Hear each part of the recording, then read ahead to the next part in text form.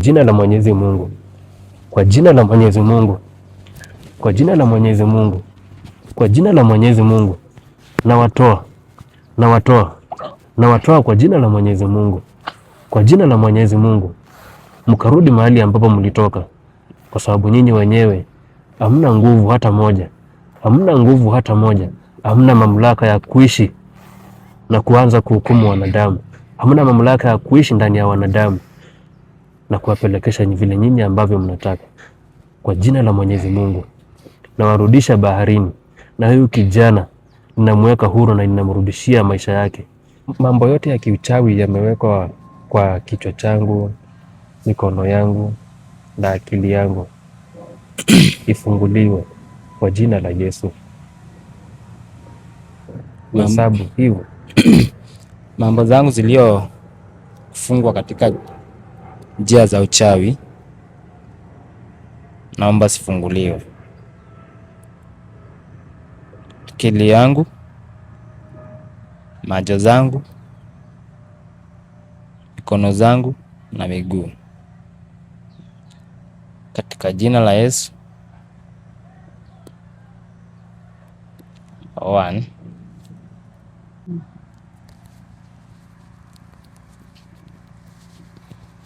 Vitu zote zilizofungwa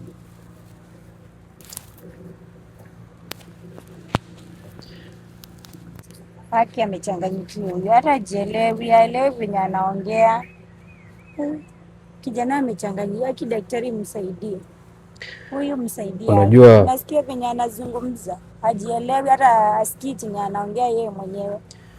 Unajua si yeye, si yeye. Unasikia hata kutaja hiyo jina la Yesu inamshinda. Ni zile vitu ambazo zimewekwa ndani yake. Yaani kutaja jina la Yesu inamshinda. Ni mambo ambayo imepandwa ndani yake ndio, na zile vitu ambazo zimewekwa ndani yake ziishi hapo ndani ndio zinamletea hicho kizuizi. Vile ambavyo anaongea, hata mimi mwenyewe nasikia hiyo si sauti yake. Na mambo ambayo anayaongea, anachanganya mambo sana, na kuna hiyo demon ambayo iko ndani yake na hizo majini ambazo zimewekezwa ndani yake ili kucontrol maisha yake na kuipeleka ile direction ambayo wanataka wao wenyewe. Na sasa hivi wanajua yuko mahali hapa, na wanajua yuko karibu kufunguliwa. Na ndio maana hizo shetani na hizo jini nazipatia nafasi, na ninazipatia nafasi ya mwisho. Na najua nyinyi majini mnanisikia, nawapatia nafasi ya mwisho mkiwa hapo ndani ya hiyo kijana, na ninawapatia masharti mara ya mwisho, na mkikosea yale masharti, mimi mwenyewe nitaweza kupelekea moto, na nitaweza kuwatuma na mtarudi nyuma, mtarudi mahali ambapo nyinyi wenyewe mlitoka. Kwa hivyo kijana, rudi hapo chini, na kupatia masharti mara ya mwisho, na nakupatia masharti rahisi sana, na utarudia nyuma yangu. Uchawi ambao umewekwa ndani yangu, naomba ukaweze kutoka kwa jina la Yesu. Utasema hivyo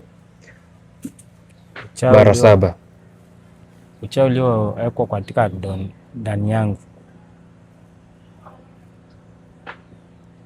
kuanzia akili, kichwa, macho zangu na mikono na miguu, katika jina la Yesu. Number 1.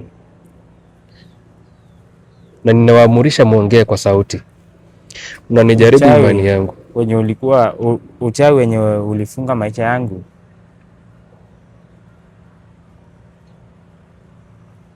kuanzia akili, kichwa na macho na miguu na mikono,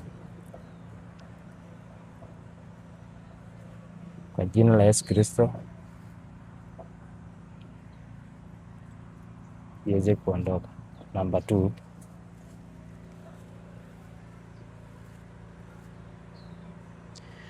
mimi mwenyewe nitawatoa, na nitawatoa kwa nguvu, kwa sababu nimewapatia nafasi mingi sana za kuondoka nyinyi wenyewe, lakini naona bado mnaendelea kukwamilia pale ndani.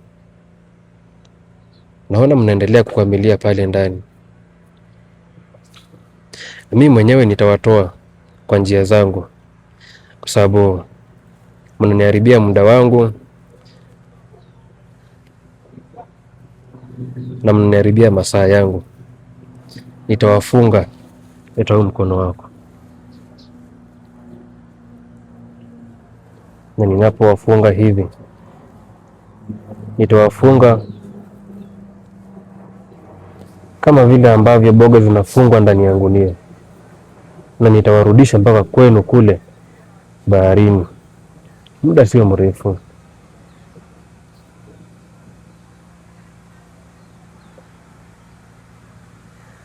Kwa sababu nyinyi wenyewe mmekataa kusema yale maneno ambayo nimewaambia, nitayasema mimi mwenyewe. Na inapofika dakika ya 7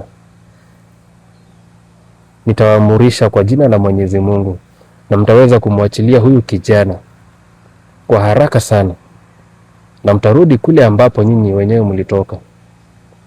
Kwa hivyo uchawi wote ambao umewekezwa ndani ya huyu kijana, na kufunga nyota yake na kufunga maisha yake, mkaziondoe mara moja kwa jina la Mwenyezi Mungu. Moja, mambo yote ya kiuchawi ambayo yamewekwa ndani ya huyu kijana na kufunga nyota yake na maisha yake, mkaziondoe kwa jina la Mwenyezi Mungu. 2, mambo yote ya kiuchawi ambayo umewekeza kwa huyu kijana, kufunga akili zake na kufunga nyota yake, mkazitoe na kurudisha kule ambazo mulitoka. 3, mambo yote ya kiuchawi na kufungwa kwa nyota kwa huyu kijana, kufunga akili yake na maisha yake, zikaweze kutoka kwa jina la Mwenyezi Mungu. 4, mambo yote ya kiuchawi yaliyotumika kumfunga huyu kijana, akili yake na kufunga nyota yake, ikaweze kuondoka na kurudi mahali ambapo ilitoka. 5, mambo yote ya kiuchawi yaliyotumika kufunga huyu kijana na kufunga maisha yake pamoja na nyota yake, zikaweze kurudi mahala ambapo zimetoka. 5, mambo yote ya kiuchawi ambayo yametumika kufunga huyu kijana na kufunga nyota yake na maisha yake, zikaweze kurudi mahali ambapo zilitoka. 6, mambo yote ya kiuchawi ambayo yametumika kufunga huyu kijana na maisha yake na kufunga nyota yake, na zitumia moto na nikaweza kuziteketeza na kuzitupa baharini mara moja, zikaweze kurudi kwa jina la Mwenyezi Mungu, kwa jina la Mwenyezi Mungu, kwa jina la Mwenyezi Mungu, kwa jina la Mwenyezi Mungu. Na watoa kwa jina la Mwenyezi Mungu, kwa jina la Mwenyezi Mungu, mkarudi mahali ambapo mlitoka, kwa sababu nyinyi wenyewe hamna nguvu hata moja, hamna mamlaka ya kuishi na kuanza kuhukumu wanadamu, hamna mamlaka ya kuishi ndani ya wanadamu na kuwapelekesha vile nyinyi ambavyo mnataka. Kwa jina la Mwenyezi Mungu, na warudisha baharini, na huyu kijana ninamweka huru na ninamrudishia maisha yake.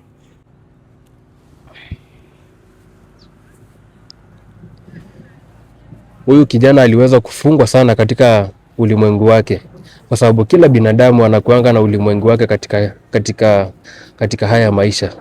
Ndio maana maisha ya watu hayawezi fanana. Na huyu kijana vile ambavyo unamuona hivyo, mambo yake ilikuwa haiendi, na mambo yake hata pale nyumbani wazazi wanashangaa.